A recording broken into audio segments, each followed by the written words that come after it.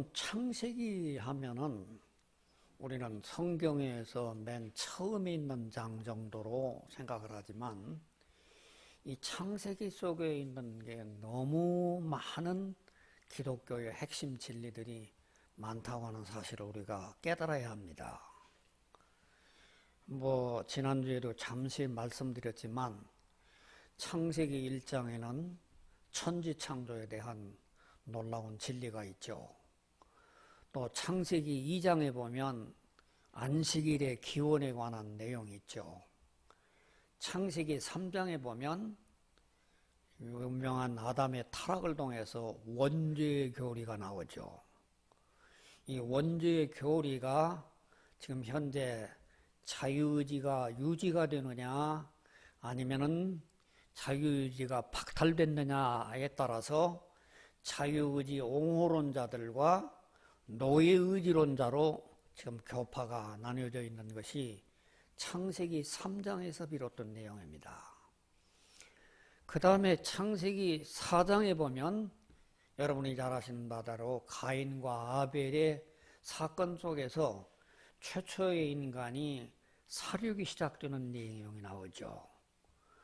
그 다음에 창세기 5장에 보면 아담의 후손들 10대 후손들이 노아까지 역사가 나오는데 이 아담부터 시작해서 노아 때까지의 역사가 몇 년이 걸렸는가, 그 계산을 통해 가지고 인류의 역사를 성경적으로 바라볼 때 주전 한 4,000년 전, 그러니까 예수님 때까지 하면은 6,000년 전, 7,000년 전이라고 하는 논리가 어디서 나오냐고 하면 창세기 5장에 나옵니다.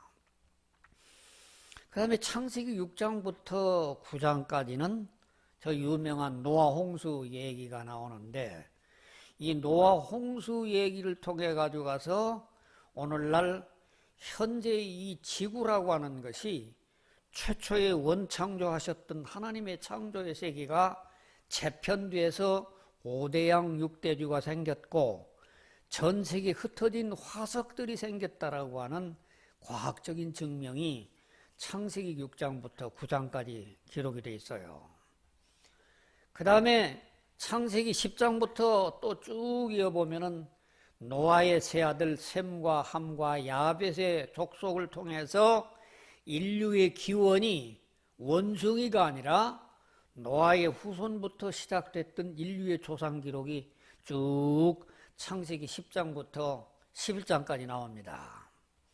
그리고 창세기 11장에는 저 유명한 바벨탑 얘기를 통해서 인간이 함께 모여 살던 그 노아의 자손들이 흩어짐으로 말미암아 흑인과 백인과 황색인종으로 만들어졌던 내용이 창세기 11장에 있는 바벨탑 사건으로 우리에게 깨우쳐주는 내용입니다. 여기까지가 보더라도 우리가 모든 보편적인 기독교 신앙의 진리를 말씀드리고 있는데 창세기 12장부터 50장까지는 히브리 민족의 족장들 4명을 우리에게 깨우쳐주고 있어요. 창세기 12장부터 시작해가지고 25장까지는 저 유명한 믿음의 조상 아브라함을 통해서 믿음이라고 하는 건 뭐냐라고 하는 그 의미를 우리에게 깨우쳐주는 것이 창세기 12장부터 25장까지 내용을 지난주에 말씀드렸죠. 그 다음에 이 창세기 25장부터 좀 나가면 그 다음에 짧게 얘기하는 게 있는 게 아브라함의 두 번째 아들 이삭 얘기, 그 다음에 아브라함의 손자인 야곱 얘기, 그 다음에 요셉 얘기. 그래서 창세기 12장부터 마지막 50장까지는 히브리 민족의 족장들 4명을 우리에게 소개를 해주고 있어요. 그 중에서 이제 이 아브라함이라고 하는 분에 대한 기록이 창세기 15장의 기록이 15장을 이렇게 활약을 했고 요셉에 관한 내용 역시 15장을 활약을 했는데 이 이삭하고 야곱에게는 그냥 3장, 7장으로 간략하게 넘어가고 있는 모습을 봅니다. 그런데 이제 이 두 사람들에게도 오늘 우리들에게 기독교 진리를 우리에게 깨우쳐주고 있기 까닭에 오늘 저는 이제 이삭을 통한 교훈, 요셉을 통한 교훈, 물론 야곱까지 했으면 좋겠지만은 야곱에게는 그가 영적으로 하나님의 축복을 받고 싶다고 하는 그 열망이 있는 것 외에는 인간적으로 너무 참 부질없는 인생을 살았기 까닭에 교훈을 찾기가 참 힘들어요. 그러니까 오늘은 저는 이제 창세기 마지막 진리로서 두 사람의 얘기, 이삭의 얘기, 그 다음에는 요셉의 얘기, 이 두 얘기를 통해 가지고 오늘 말씀을 드려보려고 합니다. 먼저 우리가 이제 이 창세기 25장부터 28장에 있는 이삭의 얘기를 누가 신약 성경에서 우리에게 교훈을 주고 있느냐고 하면 바울 사도라고 하는 분입니다. 바울 사도가 로마서 9장에서 바로 창세기 25장에 있는 내용을 얘기를 하는데, 우리 이 시간에 우리가 이삭이라는 분을 이해를 하기 위해서 로마서 9장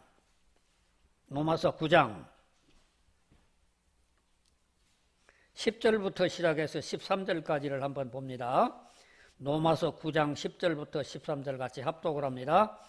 그뿐 아니라 또한 리브가가 우리 조상 이삭 한 사람으로 말미암아 임신하였는데 그 자식들이 아직 나지도 아니하고 무슨 선이나 악을 행하지 아니한 때에 택하심을 따라 되는 하나님의 뜻이 행위로 말미암지 않고 오직 부르시는 이로 말미암아 세게 하려 하사 리브가에게 이르시되 큰 자가 어린 자를 섬기리라 하셨나니 기록된 바 내가 야곱은 사랑하고 에서는 미워하였다 하심과 같으니라. 여기 창세기 25장에 있는 그 리브가 뱃속에 있는 야곱과 에서의 내용을 여기 로마서 9장에서 바울 사도가 또다시 이 성경을 우리에게 진리를 우리에게 깨우쳐주고 있다는 내용의 얘기입니다. 여기서 오늘 우리는 창세기 25장이 과연 무엇을 의미하는 건데 이 바울 사도가 우리에게 로마서에서 이 내용을 얘기를 하는 건지를 알려고 하면 우리는 로마서 전체를 알아야 할 필요가 있는 그런 필요가 따르게 됩니다. 다시 말씀드린다고 하면 바울 사도가 창세기 25장에서 그 내용을 따가지고 로마서 9장에서 말을 하려고 한다면 로마서 1장부터 시작해서 16장까지 전체 내용 구성이 어떤 내용으로 로마서가 구성됐는가를 상식적으로 아셔야 요 말씀의 핵심을 포착하는데 바울 사도의 의도가 뭐라는 것을 깨달을 수가 있다는 그런 말씀의 내용입니다.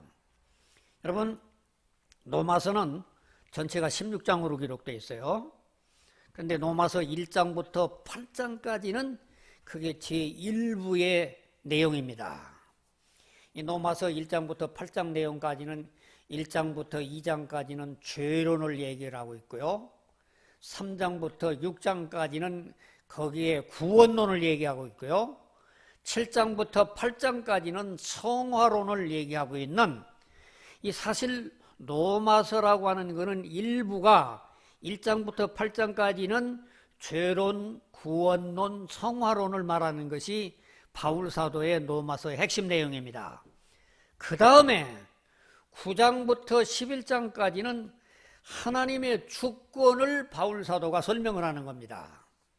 무슨 말이냐면 하나님은 당신이 하시고자 하시는 대로 옛날에 이스라엘 민족을 선택도 하셨는데 과거 구약시대 때에는 이스라엘 민족을 선택을 했지만은 신약시대 때에는 하나님께서 이스라엘 민족을 유보를 하셔가지고 이방 민족이 먼저 구원을 받게 됐던 이 현실을 지금 로마서 9장부터 11장까지 하나님의 주권을 설명하고 있고 나머지 로마서 12장부터 16장까지는 우리가 구원받은 자로 어떻게 하나님을 섬기고 살아가야 할 것인 건가 논리적으로 설명하는 전체 로마서 내용이 이중 가운데에서 9장부터 11장까지의 내용이 뭐이냐고 하면 하나님의 주권을 설명하는 내용이 로마서의 핵심인데 로마서의 이 핵심 설명을 하기 위해서 창세기 15장에 있는 에서와 야곱의 얘기를 인용을 하더라 그런 얘기입니다.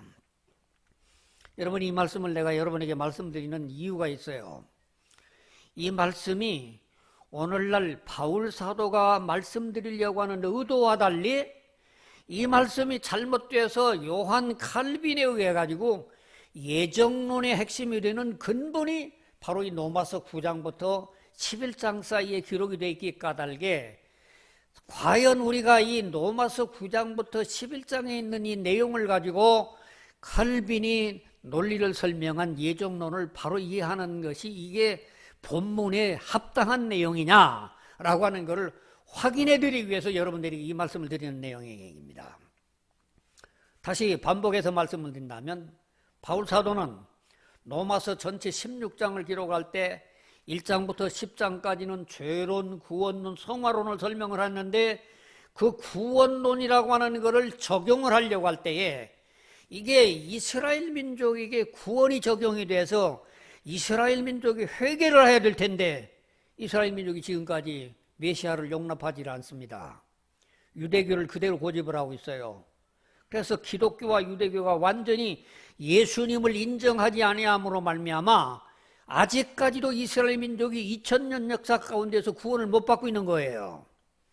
이 사실을 바울 사도는 뭐라고 얘기하느냐 하면 이런 사실은 옛날 창세기 25장에 아직 뱃속에 있는 리브가 뱃속에 있는 그 두 남자의 쌍둥이가 있었는데 그 아이들이 악했든지 선했든지 이놈이 어떤 사람인가는 인간성도 모르는 가운데 하나님이 마음대로 동생을 민족으로 선택을 하고 에서는 유기를 한 것처럼 이스라엘 민족이 과거 구약 때에는 선택된 이스라엘 민족으로 하나님 앞에 크게 쓰임을 받았지만 지금은 하나님께서 유기하심으로 말미암아 이스라엘 민족이 구원을 못 받고 있다.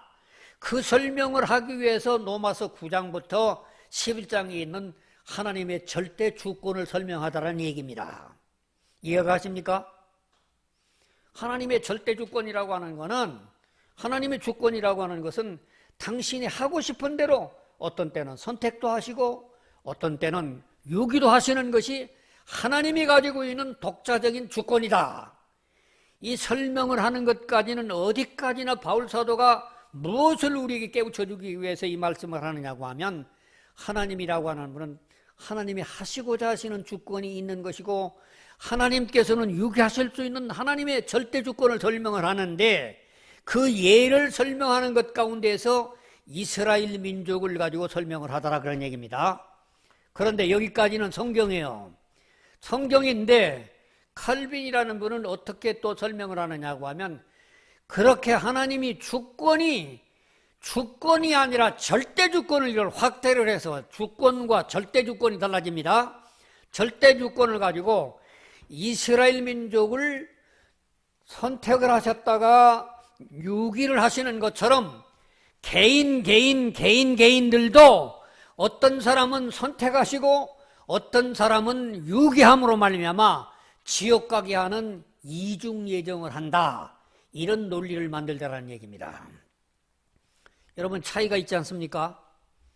바울 사도는 로마서 9장에서 11장에서 말씀하는 것은 이스라엘 민족의 하나님의 주권에 의해 가지고 가서 선택과 유기를 설명하는 이스라엘 민족의 적용의 얘기를 칼빈이라는 사람은 개인의 운명까지도 선택을 하시고 포기도 하시는 것까지도 하나님께서는 마음대로 선택도 하시고 마음대로 포기도 하신다는 이런 설명은 이 성경을 지나친 확대 해석이고 성경의 본질적인 바울사도라든지 창세기 의도가 아니다 하는 말씀을 제가 여러분에게 말씀을 드리는 의도입니다.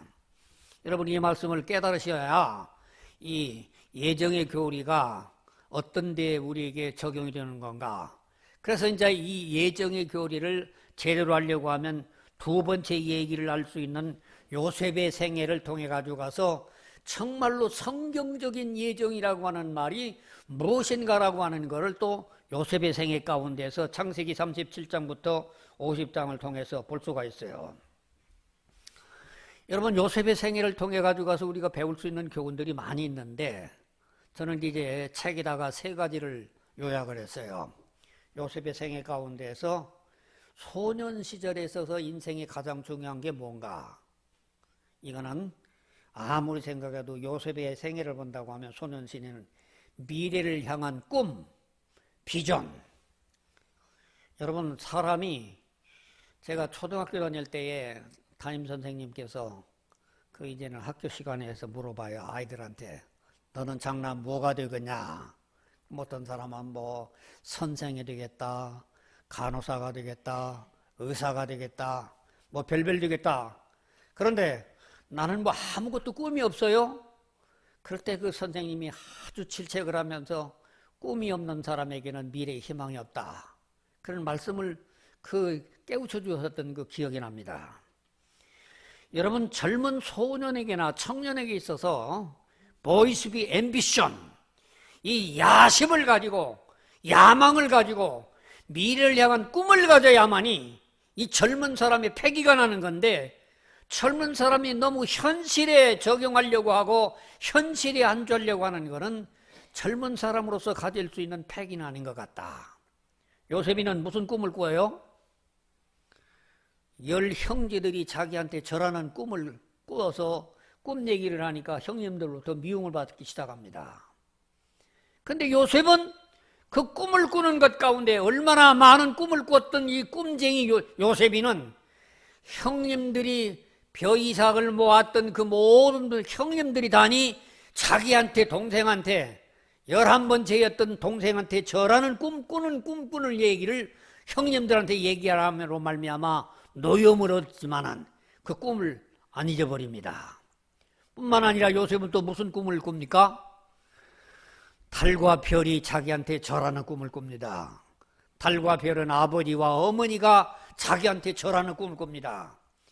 이 절받는 꿈을 가지고 살아갔던 요셉의 소년 시절의 생애, 오늘 우리 인생에 사는 동행에 있어서 젊은 청년들에게 있어나 젊은 소년에게 있어서 가장 중요한 게 있다고 한다면, 달성하지 못할지라도 미래를 향한 꿈을 갖는다는 것이 얼마나 인생에 있어서 중요하다라고 하는 진리를 우리는 요셉의 생애를 통해서 배웁니다.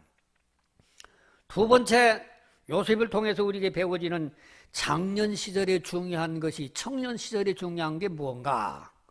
여러분, 청년 시절, 저는 나이 20살을 먹어가지고 와서 부모를 떠나가지고 객지로 돌아다니면서 여기저기 돌아다니다가 드디어 결혼까지를 하고 가정을 이루어서 영영 이 20살 먹을 때까지는, 이제 20살 이전까지는 부모님 밑에 있었지만 20살 이후에는 이제는 부모를 떠나서 이렇게 여기저기 유랑을 하고 삽니다. 제가 20살 먹어가지고 가서 고향 떠나가지고 부모 떠나가지고 가서 서울에 와서 5년 동안 대학 생활을 할 때 제일 어려운 유혹이 뭐냐? 이 청장년들 부모들을 떠나가지고 이제 세상에서 자기의 주어진 자유를 얻고 그렇게 살아갈 동안 안에 제일 어려운 유혹이라고 하는 게 정욕에 대한 유혹입니다. 이성에 대한 유혹. 부모가 감시를 안 하죠. 형제가 안 보죠. 아무도 보는 이 없으니까 자기가 주어진 환경 가운데 마음껏 자기가 누리려고 하는 유혹. 그러기 까닭에 이 청년 시절에 있어서 가장 중요한 이 핵심적인 성경적 진리는 뭐냐고 하면, 요셉의 생애를 통해 볼 때에 내 앞에 모든 만사를 하나님이 나를 지켜보고 있다. 내가 방 안에 있지만 하나님이 나를 지켜보고 있고, 내가 화장실에 가지만 하나님이 나를 지켜보고 있고, 내가 길거리 이런 거리에도 하나님이 나를 보고 계신다. 늘 하나님을 면전의식을 가지고 살아가는 이 요셉이가, 보디발의 아내가, 나 참 이 성경에 내가 그런 여자가 있을까? 웬 여자가 자기보다도 못한 그런 여자가 그냥 맨날 요셉이 유혹을 해서 정욕으로 유혹을 시켜서 자기가 놀잇개감으로 만들려고 하는 그런 여자의 유혹을 하나님이 보고 계십니다. 하나님이 여기 계시는데 이럴 수 있습니까? 이 요셉이가 이 참 하나님의 면전의식을 느끼고서 그 젊은 청춘을 극복해 나가는 걸 봅니다. 그런데 그렇게 하나님의 면전의식을 느끼고 살아갔지만서도 그 요셉이가 또 어떻게 돼갑니까? 억울한 누명을 쓰고 감옥에 가지 않습니까? 여러분, 억울한 누명을 쓰고 감옥에 가면 어떻게 해요? 불평을 하고 불만을 하고 그저 자기 몸을 학대를 하면서 그저 의분을 못 견디고 하지만은 이 요셉이는 어떻게 해요? 내 인생의 모든 과거를 아시는 것뿐만 아니라 내 인생의 미래를 아시는 그 하나님 앞에 모든 걸 맡기고 잠잠하게 현실에 충성을 해서 그 옥사장이가 열쇠를 맡길 정도로 신실하게 자기 모든 행동을 하는 그 요셉에게는 하나님의 면전의식을 느끼고 살아가더라는 얘기입니다. 그래서 이 청장년 시절에 있어서 인생의 중요한 교훈을 우리가 배운다고 그런다면 하나님이 지켜보신다. 내가 단 혼자 있어도 나 혼자 있는 게 아니라 하나님이 내 마음을 읽으시고 하나님의 눈동자같이 나를 보고 있다고 하는 이 하나님의 면전의식을 느끼는 이 의식이 젊은이로서 청장년으로서 굉장히 중요한 모습을 보게 됩니다. 그리고 요셉이가 총리가 됐어요. 그 다음에 이제는 이 총리가 돼가지고 가서 이 애굽의 나라를 다스릴 때에 형님들이 가나안 지역까지 기근이 돼가지고 가서 이걸 곡식을 사러 왔다가 형님을 만나지 않습니까? 그 형님을 만났을 때에 그때의 이 요셉의 얘기가 여러분 잘 아시는 대로 창세기 45장에 나오는 얘기인데 우리 그 창세기 있는 내용을 우리 또 한번 읽어봅시다. 이 말씀이 너무 감동이 깊기 때문에 우리는 이 말씀에서 우리는 창세기의 가장 하이라이트를 배울 수 있다라는 생각이 듭니다. 창세기 45장 4절부터 시작해 가지고 가서 8절까지를 우리가 같이 가봅시다. 창세기 45장 4절부터 8절까지 시작. 요셉이 형들에게 이르되 내게로 가까이 오소서. 그들이 가까이 가게 이르되 나는 당신들의 아우 요셉이니 당신들이 애굽의 판자라. 당신들이 나를 이곳에 팔았다고 해서 근심하지 마소서. 한탄하지 마소서. 하나님이 생명을 구원하시려고 나를 당신들보다 먼저 보내셨나이다. 이 땅에 2년 동안 흉년이 들었으나 아직 5년은 밭갈이도 못하고 추수도 못할지라. 하나님이 큰 구원으로 당신들의 생명을 보존하고 당신들의 후손을 세상에 두시려고 나를 당신들보다 먼저 보내셨나니 그런즉 나를 이리로 보낸 이는 당신들이 아니요 하나님이시라. 하나님이 나를 바로에게 아버지로 삼으시고 그 온 집의 주로 삼으시며 애굽 온 땅의 통치사로 삼으셨나이다. 여러분, 저는 이 말씀 속에서 진정한 참 성경의 진리가 여기에 나타나 있는 모습을 봅니다. 요셉이가 늙어서 총리가 됐을 때에 자기를 해롭게 하고 자기를 팔아먹었던 형님들, 자기를 사지에 몰아넣었던 형님들, 자기가 행한 대로 한다고 하면 얼마든지 이 형님들을 해할 수 있는 그런 입장에 있는 그 요셉이가 이 모든 과거의 슬픈 과거를 어떻게 해석을 하냐면 당신들이 나를 보낸 게 아니요, 당신들이 나를 팔아먹은 것이 아니요, 이것은 하나님께서 우리 가족을 구원하시려고 나를 먼저 보내셨던 하나님의 선교의 사명이 있고 나를 사도의 사명이 있고 하나님이 먼저 보내셨다는 사명이 회고적 얘기가 이게 요셉 신앙의 하이라이트를 우리가 이루고 있는 놀라운 신앙의 핵심이라는 얘기입니다. 여러분, 제가 말씀드리려고 하는 앞서 말씀 창세기 25장에 있는 그 리브가의 뱃속에 있는 야곱과 에서 얘기뿐만 아니라 이 요셉을 통한 이 진리 가운데서 예정론의 진수가 여기에 나타나는 걸로 봐요. 사실 예정이라고 하는 말은 헬란 말에 프로리조라고 하는 말의 단어적인 뜻은 미리 예자, 그리고 정했다는 정자, 예정이라는 말은 미리 정했다는 말이에요. 미리 앞날을 내다보고 정했다는 예정이라는 말인데, 이 성경에서 쓰여졌던 예정이라는 말은 미리 내다보고 정했다고 하는 말을 그렇게 어디에 써먹냐고 하면 바로 여기 바울 사도가 이제 로마서 9장에서도 그렇게 하지만은 이 창세기 45장에서도 어떤 때 이 예정이라는 말을 써먹느냐고 하면 지나간 과거가 나를 팔고 나를 노예로 삼고 내가 납득할 수 없는 일이었는데 내가 믿음을 가지고 과거를 해석해 보니까 이거는 내가 한 일도 아니고 형님들이 한 일이 아니고 하나님께서 우리 가족을 구원하시기 위한 하나님의 섭리가 바로 이 나를 팔라고 하는 이 불행 속에 있었습니다라고 하는 과거사를 믿음으로 고백할 때 그 말을 예정이라고 하는, 하나님의 예정이라고 하는 말로 써먹다라는 얘기입니다.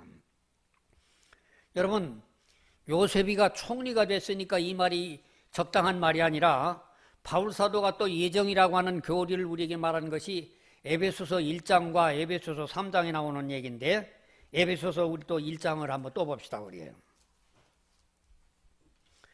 에베소서 1장 4절부터 시작해 가지고 가서 11절까지를 좀 길게 보겠습니다. 에베소서 1장 4절부터 11절까지 같이 합독을 합니다. 곧 창세전에 그리스도 안에서 우리를 택하사 우리로 사랑 안에서 그 앞에 거룩하고 흠이 없게 하시려고 그 기쁘신 뜻대로 우리를 예정하사 예수 그리스도로 말미암아 자기의 아들들이 되게 하셨으니 이는 그가 사랑하시는 자 안에서 우리에게 거저 주시는 바 그의 은혜의 영광을 찬송하게 하려는 것이라.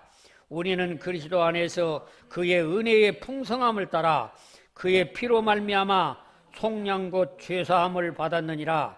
이는 그가 우리 모든 지혜와 총명을 우리에게 넘치게 하사 그 뜻의 비밀을 우리에게 알리신 것이요 그의 기뻐하심을 따라 그리스도 안에서 때가 찬 경륜을 위하여 예정하신 것이니 하늘에 있는 것이나 땅에 있는 것이 다 그리스도 안에서 통일되게 하려 하심이라.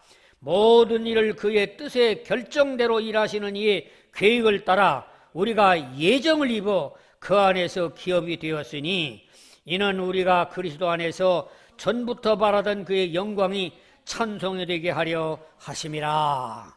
아멘. 여러분, 신약 성경의 예정론이라고 하는 말은 바로 이 바울 사도가 썼던 여기 있는 이제 이 에베소서 1장에 있는 내용과 3장에 있는 내용의 얘기 가운데서 예정이라는 말이 3장 10절에도 3장 11절에 영원부터 우리 주 그리스도 예수 안에서 예정하신 뜻이라는 말씀 가운데 이 두 곳에서 예정이라는 말이 예정신학에 나와요. 그런데 그 예정신학의 배경은 어디서 비롯됐느냐고 하면 앞에 말씀드렸던 것처럼 창세기 25장에 있는 리브가의 뱃속에 있는 사건을 누가 기록합니까? 창세기를 누가 기록해요? 창세기를 모세가 기록합니다. 창세기는 주전 1500년경 사람이에요. 아부가 리브가라고 하는 여자, 이삭이 아닌 리브가는 몇 년 전 사람이에요. 요셉보다 450년 전에 있는 얘기예요. 지금 창세기 기록은 모세가 주전 1500년에 하지만 사건의 내용은 자기보다 450년 전에 있는 리브가의 내용을 창세기 25장 기록하고 있는 겁니다. 과거의 얘기를 회속으로 얘기를 한다는 얘기입니다. 창세기 25장 내용 얘기가. 또 로마서 9장 얘기는 무슨 내용이냐고 하면 과거에 모세가 창세기 25장 기록해 놓은 것을 1500년이 지난 바울 사도가 로마서를 기록을 하는 가운데에서 또 우리들에게 예정의 사실을 우리에게 깨우쳐 주더라는 얘기입니다. 또 바울 사도는 좋은 환경 가운데서 로마서를 우리에게 가르쳐 주는 게 아니라 이 에베소라고 하는 성경을 어디서 기록을 하죠? 로마 감옥에서 기록을 하는 겁니다. 로마 감옥에서 수족이 연금된 상태 가운데서 에베소, 빌립보서, 또는 이제는 다 모든 서신들을 갖다가 이제는 이제 기록을 하고 있는데, 그 이 옥중 서신을 가운데에서 있는 맨 처음에 있는 에베소 가운데 있는 이 말씀 가운데는 뭐를 말하냐면은, 내가 이렇게 옥중에 놓여 있는 것을 원망을 하는 게 아니라 하나님이 창세전부터, 이 세상을 만들기 전부터 하나님께서 나를 예정했고, 하나님께서 나를 여기까지 오게 하셨고, 하나님께서 예정하셨기 까닭에 내가 여기 왔다는, 내가 여기 오고 싶어 온 것도 아니고 내가 하고 싶어 하는 것도 아니라, 이 모든 배후의 역사는 내가 이해 못하는 모든 사건을 통해서 하나님께서 하신 일이라고 하는, 이 과거에 이해 못할 사건을 하나님의 신비의 영광으로 돌리는 용어가 성경적인 예정이라는 얘기 내용이라는 얘기입니다. 제가 말씀드리는 결론은 이런 내용입니다. 성경의 예정 사상이 있습니다.